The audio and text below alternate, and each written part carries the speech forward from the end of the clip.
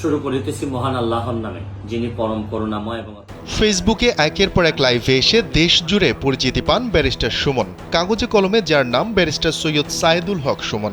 শেখ হাসিনা সরকারের পতনের পর দীর্ঘদিন লোকচক্ষুর আড়ালে ছিলেন সাবেক এই সংসদ সদস্য ও সুপ্রিম কোর্টের আইনজীবী। তবে শেষ রক্ষাটা হয়নি।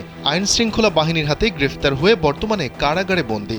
আগে সারাক্ষণ ফেসবুকে অ্যাক্টিভ থাকলেও এখন ফোনই ব্যবহার করতে পারছেন না। এ নিয়ে কষ্টে আছেন বলে জানিয়েছেন তিনি।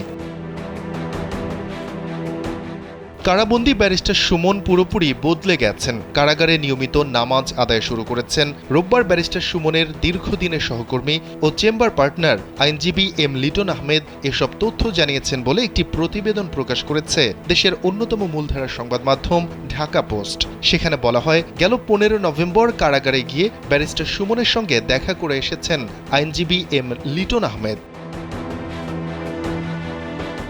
আইনজীবী লিটন আহমেদ বলেন, ব্যারিস্টার সুমনের জেল জীবনের সঙ্গী হিসেবে রয়েছেন সাবেক খাদ্যমন্ত্রী সাধন চন্দ্র মজুমদার এবং সাবেক প্রধানমন্ত্রী শেখ হাসিনার মুখ্য সচিব ও জাতীয় রাজস্ব বোর্ডের সাবেক চেয়ারম্যান নজিবুর রহমান। এদের দুজনের সঙ্গে একই রুম শেয়ার করতে হয় ব্যারিস্টার সুমনকে। এই আইনজীবী বলেন, ব্যারিস্টার সুমন কারাগারে ঘুম থেকে ওঠেন ফজরের আজানের আগেই। তিনি এখন নিয়মিত 5 ওয়াক্ত নামাজ পড়ছেন। সাবেক এমপি হিসেবে জেল ডিভিশন পেয়েছেন। তবে ব্যারিস্টার সুমন কষ্টে রয়েছেন তার সঙ্গে মোবাইল ফোন না থাকায়। কারণ আগে সার্বক্ষণিক মোবাইলে নিজের ফেসবুক অ্যাকাউন্টে যেতেন, এখন একেবারেই বন্ধ। ব্যারিস্টার সুমন তার চেম্বার পার্টনারকে আরও বলেন, জেল জীবন কষ্টের, কারণ ঠিক সন্ধ্যা নামার সময় কারা সেলে ঢুকে পড়তে হয়, খাবার খেয়ে নিতে হয়। এটা স্বাভাবিক, জীবনে মানা কষ্টকর। সারাদিন কি করেন ব্যারিস্টার সুমন?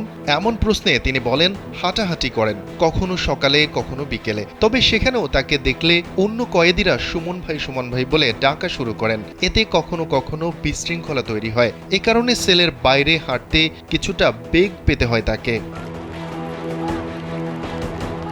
বৈষম্য বিরোধী আন্দোলন চলাকালীন রাজধানীর মিরপুরে যুবদল নেতা ও বাঙালিয়ানা ভোজের সহকারী বাবুর্চি হৃদয় মিয়াকে হত্যা চেষ্টার মামলায় গেল 21 অক্টোবর মধ্যরাতে মিরপুর 6 নম্বর এলাকা থেকে ব্যারিস্টার সুমনকে গ্রেফতার করে পুলিশ।